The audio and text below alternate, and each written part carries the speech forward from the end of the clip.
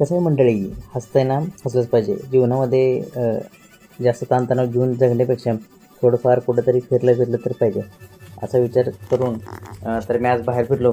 म्हटलं थोडंसं बाहेर फिरावं की कुठंतरी फिरून यावं.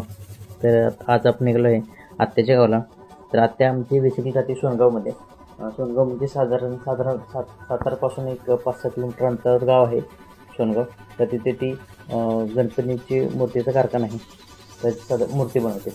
आणि आता आपण जसं विचार करतो की सरकारने प्लास्टर ऑफ पॅरिसची मूर्त्या बंदी आणलेली आहे. तर लोकांचा म्हणजे पर्यावरणाचा विचार करता की आता लोकांनी सर्वांनी शाडूच्या मूर्त्या वापरल्या पाहिजे. तर आत्या पण साधारण सगळं पूर्ण शाडूच्या मूर्तीवर काम करते. तर चला आपण जाऊया, भेटूया.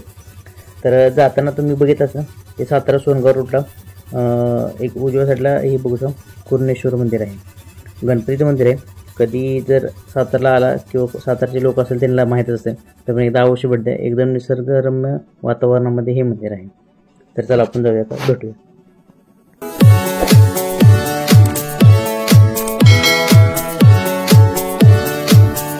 आपल्याला जाताना मावशी भेटल्या, तर त्यांना लिफ्ट पाहिजे. येत आहे का?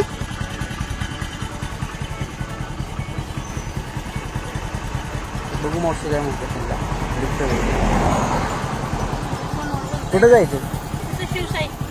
इथं मी सोनगाव फाट्यापर्यंत. तर या रस्त्यानं जाताना बघू शकता की रस्त्याच्या दोन्ही बाजूला पण आहे ना एकदम घनदाट झाडी आहे. तर आता घनदाट झाडी आहे, आता ही झाडी किती दिवस राहील याची काही गॅरंटी वाटत नाही. कारण आपण आता बघतोय की सरकार आता नवनवीन योजना करतायत, रस्ते रुंदीकरण करतायत. तर रस्ते रुंदी करताना जे झाडे तोडले जात आहेत, आपण बघू शकता की वडाची झाडं किती आहेत आणि खूप जवळजवळ 50 ते 100 वर्षापूर्वीची पण झाडं असू शकतात ती. आणि आता ही अशी झाडं लावणं अशक्यच आहे. तर आता ते पण रस्ते रुंदी करताना ही जर झाडं तोडली गेली तर परत हे लावतील याची शक्यता थोडी कमीच आहे. कारण आत्ता मी बघू शकतो साधारण आता सातारा रेहमतपूर हायवेवर जेवढी काही झाडं होती जुनी पूर्ण, तर ती पूर्ण तर तोडली. आता नवीन झाडं कधी लागतील याची काही मात्र गॅरंटी वाटत नाही. बघूया आता हे तर झाडं लागली तर बरं, ते हे टिकली तर सर बघू आता काय होतं आहे ते. हाच तो कारखाना श्री मंगलमूर्ती आर्ट्स, इथेच आत्या गणपती बनवते.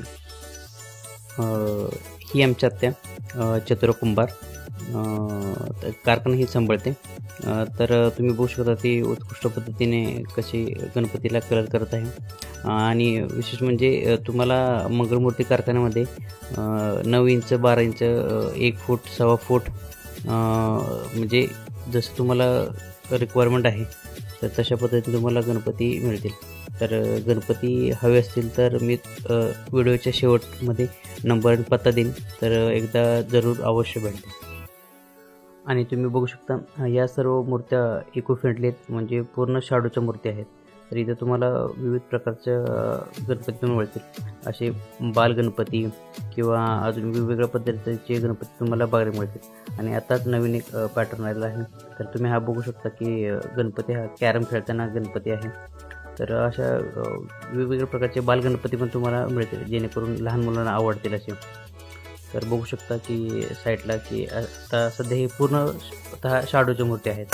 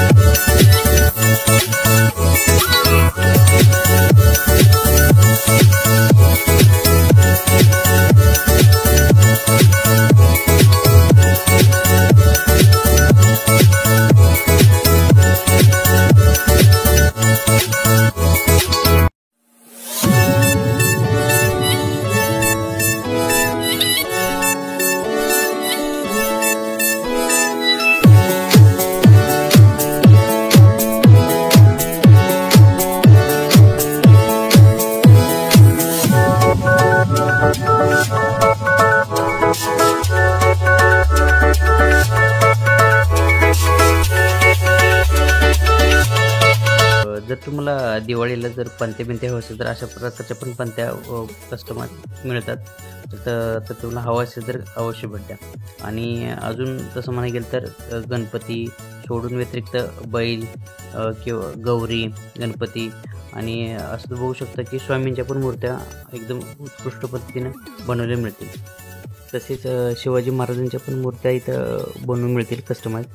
तर काय तुम्हाला हवे असतील तर एकदा ऑर्डर देऊन तुम्ही बनवून घेऊ शकता.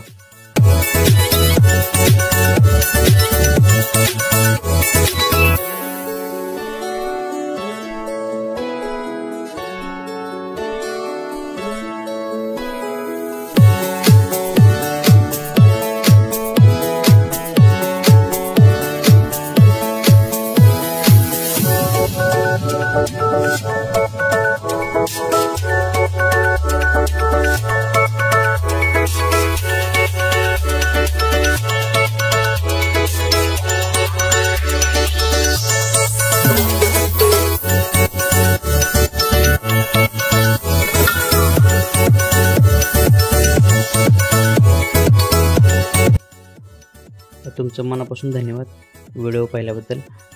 तर कुणाला जर मूर्ती गणपती हवे असेल तर मी शेवटला पत्ता दिला आहे आणि कॉन्टॅक्ट नंबर दिलेला आहे. तर कुणाला गणपती हवे असतील तर अवश्य भेट द्या. जय हिंद, जय महाराष्ट्र.